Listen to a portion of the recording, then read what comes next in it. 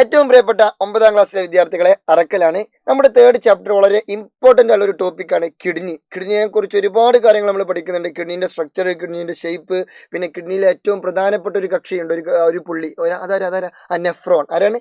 നെഫ്രോണിന്റെ structure നമ്മൾ പഠിച്ചു. Bowman's capsule, glomerulus, afferent vessel, efferent vessel, renal tubule, അങ്ങനെ കുറേ ആളുകളൊക്കെ കൂടി ചേർന്ന ഒരാളാണ് ആര്? നെഫ്രോൺ.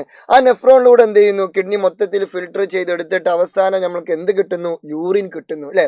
യൂറിൻ അല്ലെങ്കിൽ മൂത്രം കിട്ടുന്നു. എന്നിട്ട് ആ മൂത്രത്തിലൂടെ മൂത്രം എന്ത് ചെയ്യുന്നു? ഒഴിവാക്കി വിടുന്നു. ഇതാണല്ലോ പരിപാടി, എക്സ്ക്രീഷന്റെ ആ ഒരു പരിപാടി. ഓക്കെ. അപ്പൊ ഈ മൂത്രത്തില് പൊതുവെ എന്താണ്? മൂത്രത്തിൽ കുറെ ഒരു യൂറിയ പോലെയുള്ള കണ്ടന്റ് ആണ് പൊതുവെ കാണപ്പെടുക. പിന്നെ വേറെയും കുറെ ക്രിയാറ്റിനും പോലെ അങ്ങനെ കുറെ സാധനങ്ങളുണ്ട്. പോട്ടെ. ഇതല്ലാതെ യൂറിനിൽ അഥവാ മൂത്രത്തിൽ എന്ത് ചെയ്യുന്നു?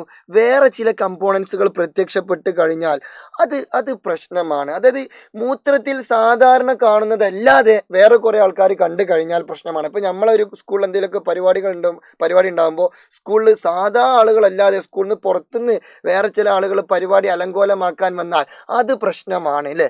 അതേപോലെ തന്നെ മൂത്രത്തിൽ നോർമലി കാണപ്പെടാത്ത കുറെ ആൾക്കാരുണ്ടാവും. അങ്ങനെയുള്ള കുറെ ആളുകൾ മൂത്രത്തിൽ പ്രത്യക്ഷപ്പെട്ട് കഴിഞ്ഞാൽ നമ്മൾ മനസ്സിലാക്കണം, എന്തോ പ്രശ്നമുണ്ട്, എന്തോ പന്തികേടുണ്ട്, ഇത് എന്തോ രോഗവുമായി ബന്ധപ്പെട്ടിരിക്കുന്നു എന്ന് നമ്മൾ മനസ്സിലാക്കണം. അതെ, മൂത്രത്തിൽ ഗ്ലൂക്കോസ് പ്രത്യക്ഷപ്പെട്ട് കഴിഞ്ഞാൽ നമ്മൾ മനസ്സിലാക്കണം അയാൾക്ക് എന്തുണ്ട്? ഡയബറ്റീസ് ഉണ്ട്. പോസിബിൾ ഡിസീസസ്, അതായത് അയാൾക്ക് സാധ്യതയുള്ള രോഗമാണ് ഇത്? പ്രമേഹം അഥവാ ഡയബറ്റീസ്. ഓക്കെ, ഡയബറ്റീസ് ഉണ്ട്, പ്രമേഹം ഉണ്ട് എന്ന് പറയാം ഗ്ലൂക്കോസ് വന്നു കഴിഞ്ഞാൽ കേട്ടോ. ഇനി അതേസമയം മൂത്രത്തിൽ ആൽബുമിൻ വന്നു എന്ന് വിചാരിക്കുക. മൂത്രത്തിൽ ആൽബുമിൻ വന്നു കഴിഞ്ഞാൽ നമ്മൾ മനസ്സിലാക്കണം അയാൾക്ക് എന്തുണ്ട്? കിഡ്നി ഡിസീസസ് ഉണ്ടാവാൻ ചാൻസ് ഉണ്ട്, അഥവാ വൃക്കാരോഗങ്ങൾ ഉണ്ടാവാൻ ചാൻസ് ഉണ്ട്.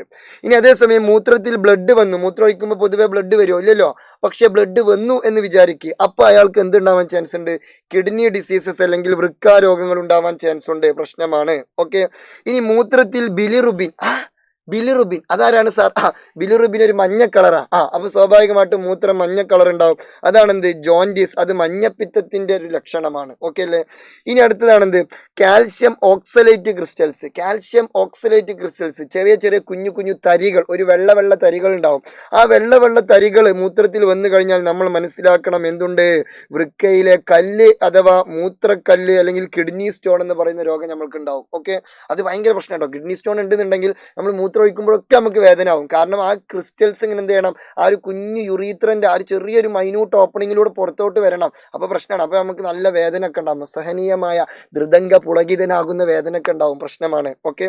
പിന്നെ പസൽസ് പ്രത്യക്ഷപ്പെട്ട് കഴിഞ്ഞാൽ യൂറിനറി ട്രാക്ട് ഇൻഫെക്ഷൻസ് ഉണ്ട് എന്നാണ് മനസ്സിലാക്കേണ്ടത്. പഴുപ്പ് കോശങ്ങൾ, അത് മൂത്രത്തിലല്ല വരിക. ലൈക്ക് ആ യൂറിനറി ആ ഒരു ഇതുണ്ടല്ലോ, യൂറിനറി ഡക്റ്റ് അല്ലെങ്കിൽ മൂത്രവാഹി, അവിടെയൊക്കെ പസൽസ് ഉണ്ടെങ്കിൽ എന്ത് മനസ്സിലാക്കണം? മൂത്രപഥത്തിൽ എന്തുണ്ട്? അണുബാധ, യൂറിനറി ട്രാക്റ്റിൽ ഇൻഫെക്ഷൻസ് സംഭവിച്ചു എന്ന് മനസ്സിലാക്കണം. ഓക്കെ. അപ്പോൾ ഏറ്റവും ഇമ്പോർട്ടൻറ്റ്, ഗ്ലൂക്കോസ് ആണെങ്കിൽ ഡയബറ്റീസ് ആണ്, ആൽബുമിൻ ബ്ലഡ് ആണെങ്കിൽ കിഡ്നി ഡിസീസസ് ആണ്, ബിലിറുബിൻ വന്നാൽ ജോണ്ടിസ് ആണ്, കാൽഷ്യം ഓക്സലേറ്റ് ക്രിസ്റ്റൽസ് വന്നാൽ കിഡ്നി സ്റ്റോൺ ആണ്, പസൽസ് ആണെങ്കിൽ യൂറിനറി ട്രാക്ട് ഇൻഫെക്ഷൻ ഉണ്ട് എന്ന് മനസ്സിലാക്കി വെക്കുക.